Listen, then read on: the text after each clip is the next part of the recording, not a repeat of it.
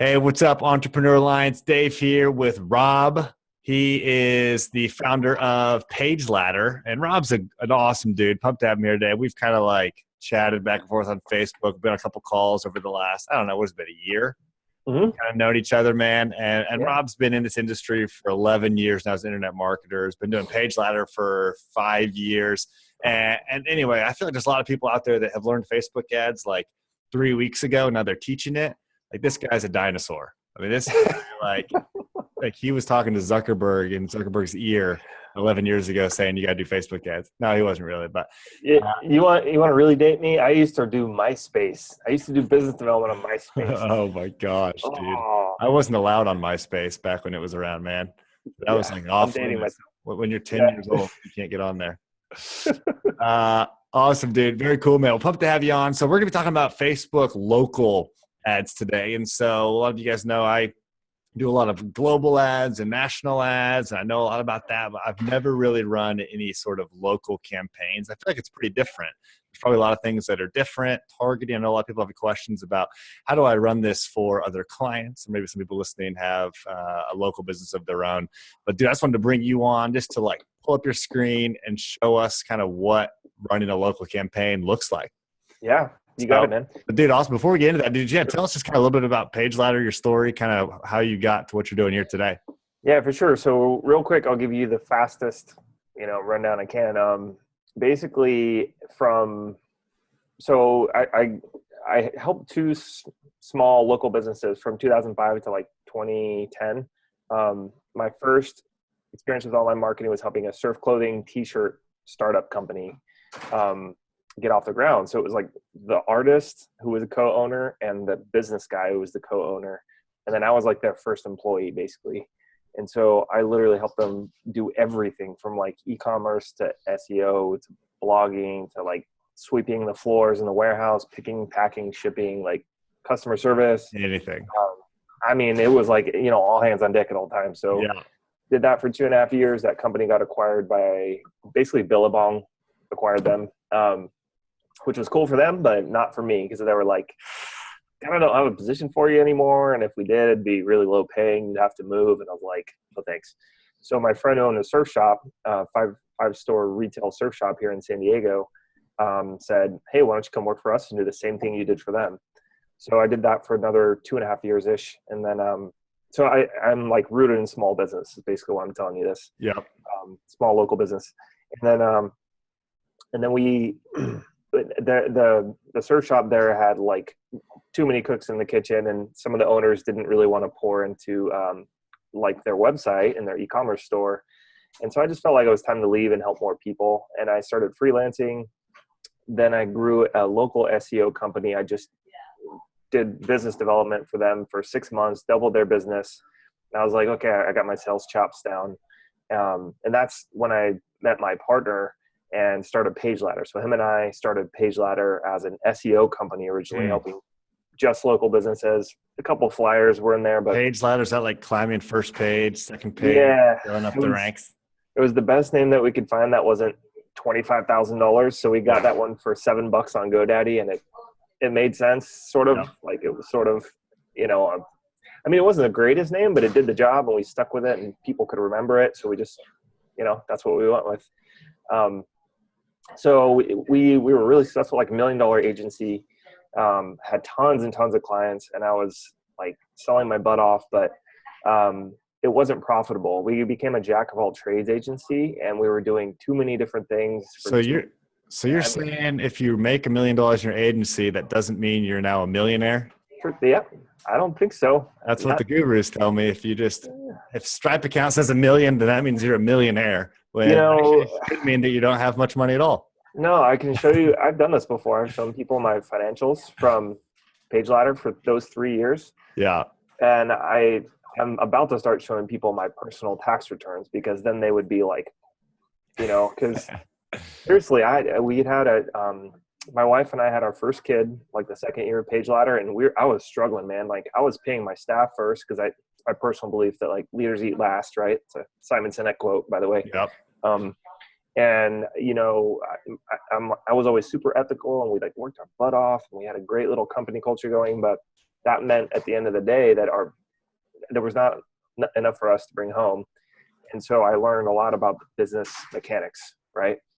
Marketing, sales, financial statements, how much profit is in each service that we provide. Like, these things matter in a real business. I mean, you can make a few $100, a few $1,000 here and there doing almost anything online, but all the reasons that I signed up to do online marketing, at the end of the day, it just was not serving me very well. So we shut it down after 3 years. It was a really tough pill to swallow. I really thought about going to get a job. My wife really wanted me to go to get a job. And so then what I did was I tore apart all our books and all our services and said, okay, what's been the most profitable service that we've offered? What's the one that has the most potential? What's the one that is going with the current, not against it? And I found out that was Facebook ads, right? So I studied everything I could about Facebook for local because I wanted to stay with local. That's where my heart and passion is. And for the past 2 years, it's just been me. My business partner is like a freelance developer now. He's much happier. He's a great friend still. We talk all the time. But I've got my family here and I stayed here. So we subleased our office, closed it down, kept a couple of key employees, our contractors now. They work part-time. They're like part-time stay-at-home moms. Kept a couple of key people that help me with my agency now. And all we do is Facebook ads, nothing else. Very cool, man. Dude, very cool. And how does it feel what you're doing now? And, feel free to be honest. If it's not awesome all the time, that's fine too. How does it feel now compared to running the big agency back then, but no profit? It's 90,000 times better, Dave. I love what I do. It doesn't feel like work. I mean, I just got out from Jim, who is also one of my clients, right? And I'm actually going to show you the case study today, show you the whole campaign start to finish for the gym that I go to that I've helped grow by 6 figures. That's cool. In about 6 months, just from That's using cool. ads. So I like doing this better because we now have the margin in our time and our financials to really help these businesses with this one specific thing, which is business development, right? So with our clients, they pay us $1, we put at least $10 back in their pocket for every $1 they spend with us. So wow, that feels really good. And it's a lot better for a lot of our clients than even that. So that part of it feels great because we can focus and be good at what we do and still have plenty of money to pay everybody. Everybody's got plenty of time and margin in the day to spend with their families, which is what I want, right, out of my business, is to have good income and still have time to spend with my family. Got 2 young kids now at home. So, but it's like the night and day different. Like I'm still working my butt off, but it's on my terms. And if I want to take my kids to the zoo, I do it. You know, there's no client emergencies anymore. There's no massive web development projects that we have to pull all-nighters for. It's like none of that stuff's happening. Yeah. That's awesome. Dude, very cool, man. Very, very cool. All right, dude, let's just dig in then. So I'm gonna show, I sent you over all the questions that everybody asked in the Facebook group before. I think we just want to see, hey, what's the difference between Facebook local and national? What's a campaign look like? How do you do the targeting? How do you do the positioning? Yeah. Anything you could teach us there would be awesome. And I'm just gonna ask questions because I don't, I'm not as familiar with these types of campaigns. I'd love to just learn here as well. Yeah, totally. So I'm just putting you guys live into my account. So number one, please be cool. These are my clients. I have a great relationship with them. So don't hit them up. Don't opt into this thing. I'm going to show you the whole thing. So don't feel like I'm going to, there's no need to go try and backdoor them for any reason. But this is a real live campaign, right? So I'm extending the trust that you guys will honor that this is our client and it's a real campaign. So, EA folks, be cool. Otherwise, we're not going to get guys like Rob to come back again. Yeah, exactly. And I'm going to finally hunt you down too. Yeah, totally. You're gonna push them down to page 10 using your old black hat technique. Yeah, you still got it. I'll find you. No, I'm kidding. So this is my local. This is like a single owner, dumped his whole life savings into this location here in Point Loma, which is where I live and my office is as well. And it's right down the street. I just came from there. I just had a personal training session there. And it's a great single location, non-franchise gym. So it's more of like a health club. It's big. It's I don't know how many square feet, but it's in the tens of thousands of square feet. So they've got a lot of classes there. They've got a lot of open gym. They've got a half basketball court inside. They have a CrossFit area, tons of classes every day, tons of personal trainers that really know what they're doing. So So the story with them is that when I went in to sign up for this gym, I was mostly like, I'm so busy, right? Like I was mostly like, oh, you guys are right down the street and this is really convenient for me. So they're about 2 blocks away from me and about a mile from my house. So that was mostly what I went there for. But as I'm signing up to become a member, the membership director turned the screen around because he just asked me what I do for a living. And he's all, oh, well, let me pull up my Facebook ads campaign. And he's just like literally going through it step by step. And I'm like, you're doing that wrong. You're doing that wrong. You're doing that wrong. And I'm not saying it to him, but in my head, it's like a mental checklist at this point. And I was like, well, I can understand why your campaign is losing money. And he's like, really? Well, why? And I was like, well, why don't you come over to my office, we'll make an appointment, and I'll show you how we would run this campaign. So he talked to his boss, and his boss was like, fine, go, talk to him. And I literally like built the campaign in a few hours between the time that I was signing up for the gym and when he came back. And when he came back, I showed him everything that I would do and told him why I would do it, which is what I'm about to show you guys. And this campaign is literally for like under $3,000 in ad spend is responsible for over $240,000 in new memberships. And that's annualized. So it's not all in one month. Yeah. It's been crazy. Dude, that's right? awesome. Dude, it's fun when you just know the answer. Like, I feel like as marketers, we're kind of in our little world where like, it's not that special to be able to run Facebook or something, but you go out into the real world and like you have the answer to so many people's huge problems. Totally. It's just kind of like getting out there and using it. And this guy's smart, right? This guy tried this stuff and he has got a marketing background, but his strength is sales. Like he does not know the nuances of Facebook ads or for local. Okay. He just doesn't. So let me show you guys this campaign and tell you why it works so well. So this is basically a direct response ad for a Groupon style offer. And I say that because most people know what that is, but it's a free 10-day pass of unlimited gym access. Okay. So we're giving away something for free and we're making it better than anything else that's out there in this area. Right. So what we do is this is an ad. It's on their page because I'm just using the preview link, but this would show up in somebody's newsfeed, right? This wouldn't show up on their page. This would be like Point Loma mom taking their kid to class or sitting in the parking lot waiting 10 minutes. They're on their phone and they see this ad, right? So it says, hey, Point Loma, we're giving away 10 days of unlimited gym access, which also includes body pump, yoga, spin, Pilates, Zumba, and boot camps. We're only giving away 30 free passes, so click to download yours now, right? So this is something that people don't understand. Like this can be very, very powerful for a small business because each and every month there's people on Facebook who are looking at cats and babies and dragons shooting fire out of their mouth or whatever they're looking at on Facebook. And they stop to see this and they go, ooh, I didn't know that gym was there. Ooh, they're giving me a pretty darn good offer for free. Ooh, I know that yoga alone is $100 a month. I know that spin is $150 a month. I know that Pilates is $110 a month. And boot camps I know cost, I don't know how much, $50, whatever, right? So I can get 10 days of unlimited, go do all that stuff and get unlimited gym access. That's super freaking compelling, right? Right. So, I like how you started there too. You didn't just like go back into your business manager and be like, oh, we we optimize for this. Like it's a freaking great offer. yeah. You're starting with a great offer that most businesses probably wouldn't do that because they don't know how to convert them into a customer after that. But it's like, you have a great offer and I'm sure the rest is so much easier than you starting with, hey, come join my gym and pay money today. Yeah.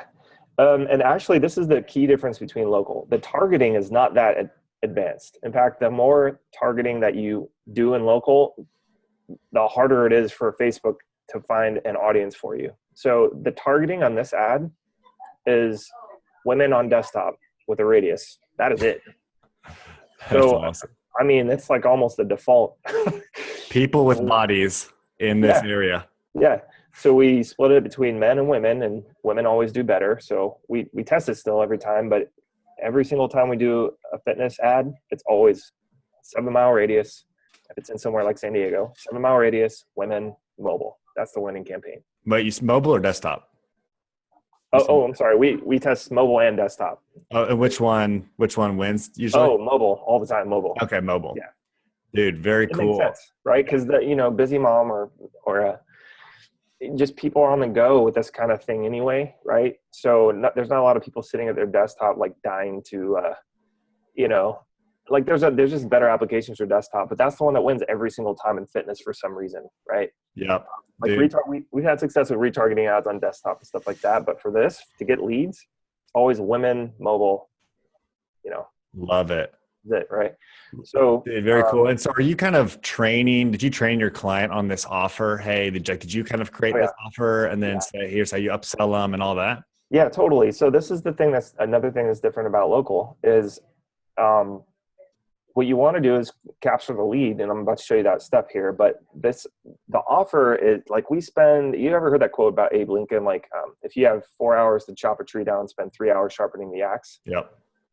That's what we do with the offer. It's that important. So we discuss this with the client beforehand, and we say, look, we're going to start with this ad to provide the stimulus. It needs to carry all the way through to the sales process, right? So let's talk about what each step of the customer journey is going to be like. Right? Because to the customer, if these things aren't connected, they're going to be gone. They're busy, right? They're looking at all kinds of other stuff in 2 seconds. I love that. I mean, like the other day I was on Groupon and I did a scuba class with my wife Amanda on Groupon. You go do 1 4-hour thing for like $100 for 2 people, whatever. I'm sure they're just breaking even or losing money on that. And then he wanted to upsell me to like there's like 6 or 7 courses after that you've got to go take. And I totally would have bought it right there at the pool. But this is like Sunday morning. He hadn't thought through that. He's just like, yeah, I'll send some information tomorrow. I'm like pumped up. I'm like, we're going to go diving. I'm going to become scuba certified. We're going to go to Hawaii. I get like an email like 4 days later. And at that point, I'm like busy and I still haven't done anything with it. Yeah. He had me right there, but I just didn't know how to complete the offer. Right. So this is the key. Is the follow-up is huge. Like if the leads don't get called within 15 minutes or texted or emailed or all three, it's very difficult to get a hold of them again. And this is true with any online lead. This is not unique to Facebook. It's the same with any sort of offline, I would call it business or local business where you get an internet lead or a phone call. They need to capture them right then and there and get them to commit to that next baby step, right? So for you, that first step was getting to the pool. Did a good job of that, but if the sales connection is broken between you wanted to do that. He didn't have to convince you to do that. You probably would have done it if you would have said, look, I've prepared a package for you, Dave. If you like that, then you're going to love this. Let me give you some information so you can make a decision here today. And if not, that's cool too, but let me give you the information to at least give you the chance to do it. Yep. Right? Totally. So they have this down at this sports club. That's part of the reason why we were able to make this work so well for them. But this ad is not fancy, right? This is not, we put time and effort and strategy into crafting it, but we've run this ad literally, I think we just shot it off last month. We're running a new offer now, but for 5.5 months, this thing was creating multiple 6 figures.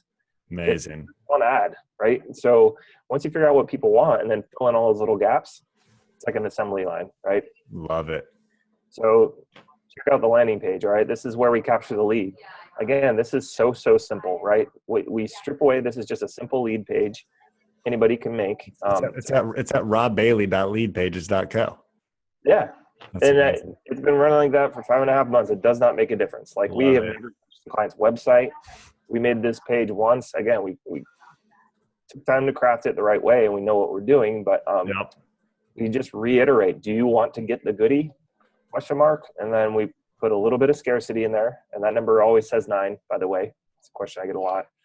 But they really can only send 30 people up a month. And I think they've hit that 3 times in the past six months, which is good for them.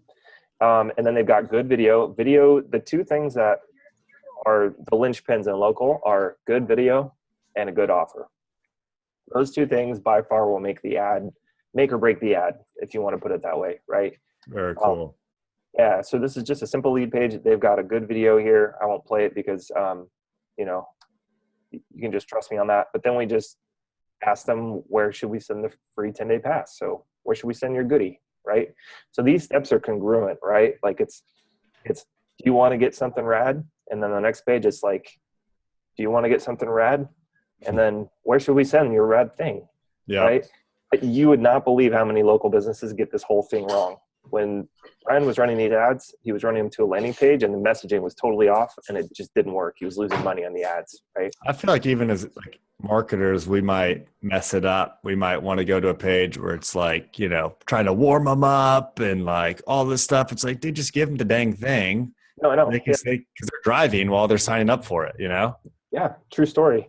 So what's cool about this is, you know, we make the friction point. It's just super clear. There's nothing else on this page, but the videos, it shows them what the experience is like to go there, right? So that's an important thing, is give them the thing, take away all the stuff around doing that, just direct, give them the thing, to show them why it's worth the time to come in and try it.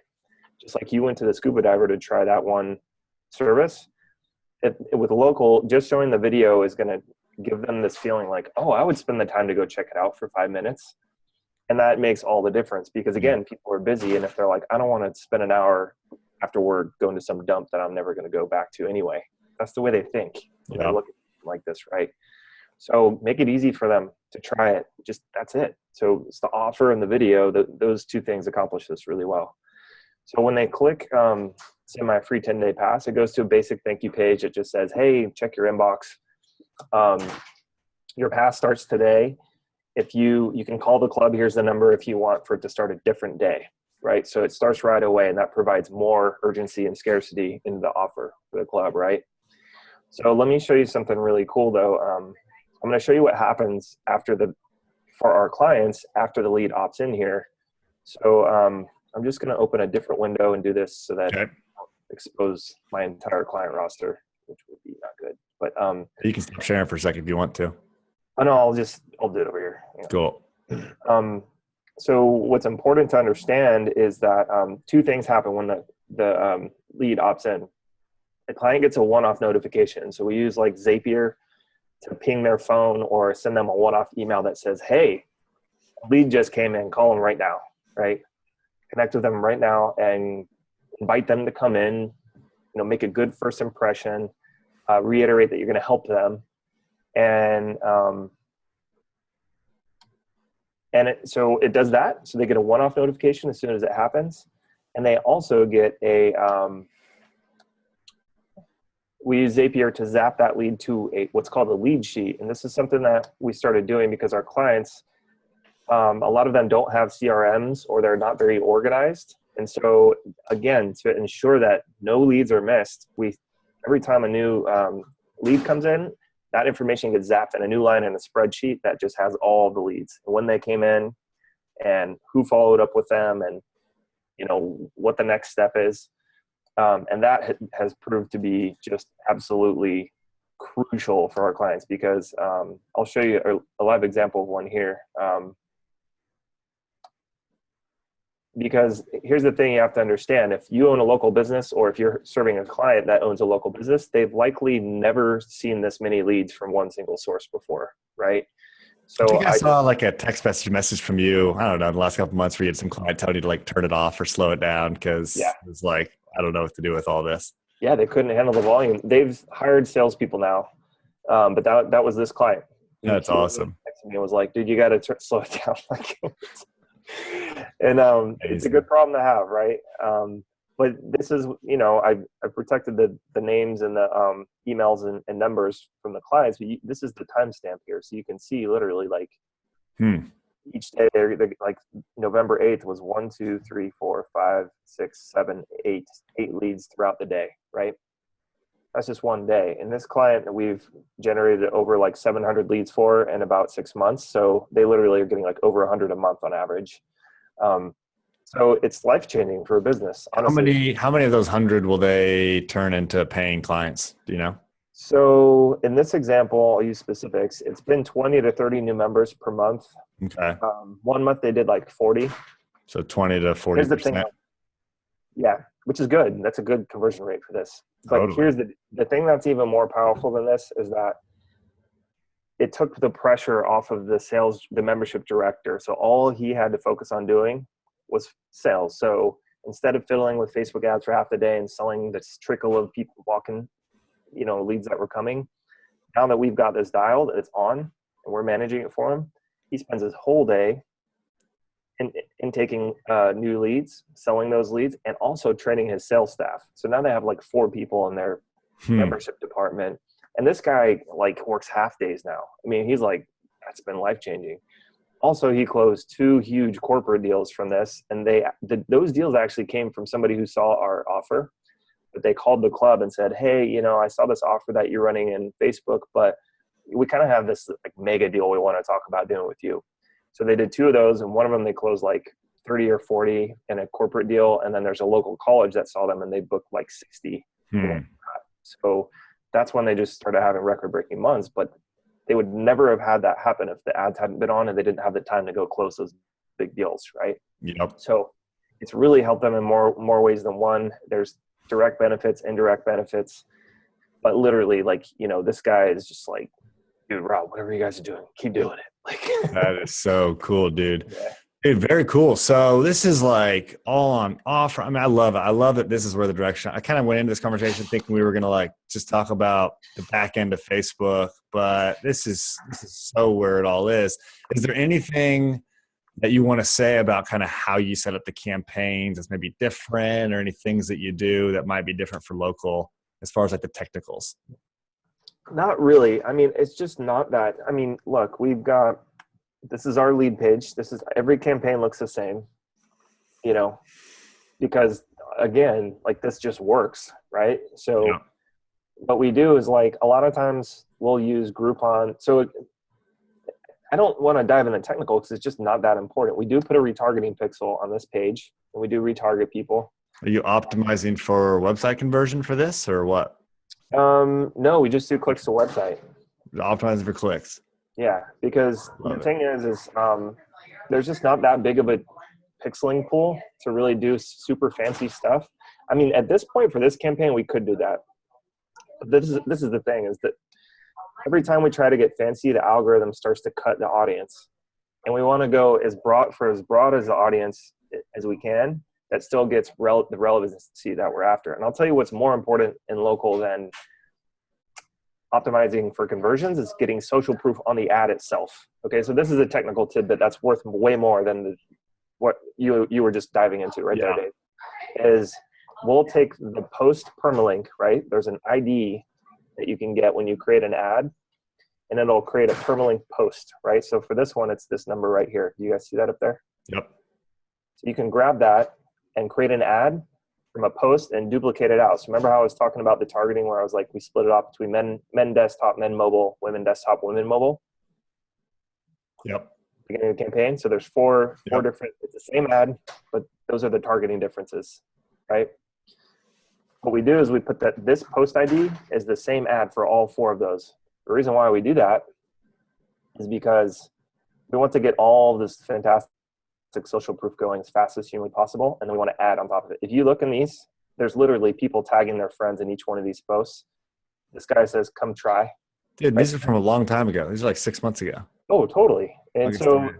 we just ran it, and the social proof started building, and this thing kind of hit a critical mass on its own, and we just kept running it, clicks to website, and it just kept performing. We're like, holy crap, you know? So we literally, if this thing did not have that, we would tell our client to email the permalink post with this ID on it to their email list from like clients they knew would help them out and tag their friends and be like, hey, your friends and family should see this. They can come in for free. Here's the Facebook, like go tag them on this ad. And then when the ad shows up in the news feed, it's got all that social proof. That's cool. Behind it. So that is way more powerful than trying to split test the crap out of the conversions, because, you know, when you get super fancy, it's going to get you like maybe 3 or 4 more leads, and then that audience is exhausted. Yep. Right.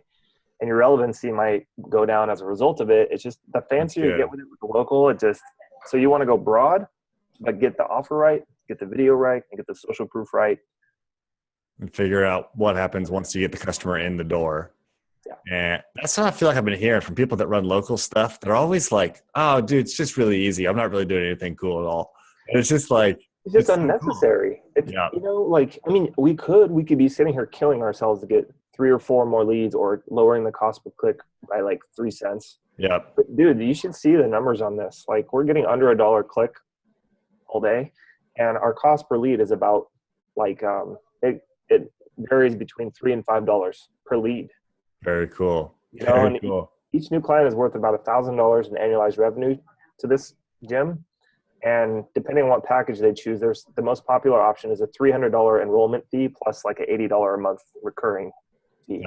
That's cool. So, you know, $5 lead to get potentially $1,000 a year new member. I'll take it. This guy's got to be loving you. Oh God, he loves me. Does this make you want to open a gym? It actually kind of does.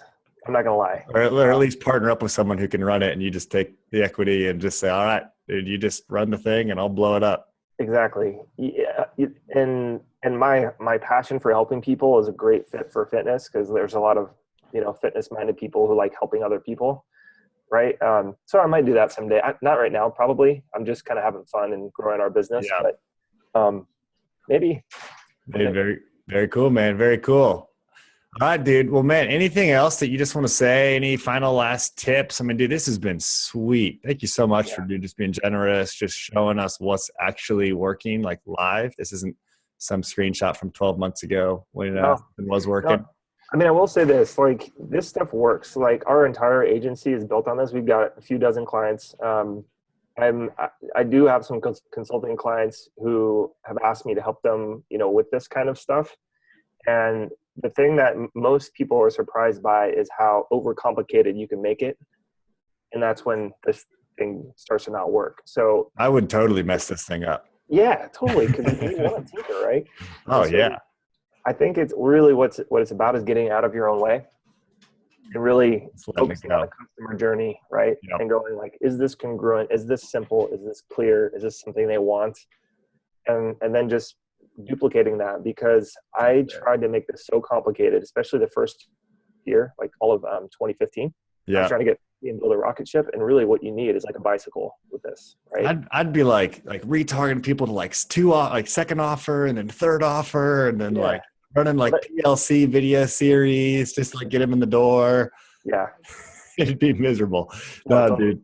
I love it, dude. I love it. These are all things I've been kind of thinking over the last like year, and you just confirmed it. Dude, if you get it right, marketing can be a lot easier. Definitely. And then you can just focus on helping people. Like I spend a lot of my time just consulting with our clients and trying to really help their business grow, which is nice. That's cool, man. Dude, that's cool. So if people want to reach out to you or get in touch, whatever, how can they hit you up? Yeah, just hit me up. I just spam you on Facebook. Just do that. Works for me. I'm on Facebook. I'm easy to find. Okay. Awesome, dude. Dude, I'll put your name and everything attached to this here so they can find you. Cool. Well, man, dude, appreciate it so much. Appreciate you as a marketer and just a guy that's doing really good stuff for your clients, man. So, dude, appreciate your view on business. I really love it. Cool. Yeah, happy to help. All right. Awesome, Rob. Sounds good, man. Take care. See you, Dave. You too.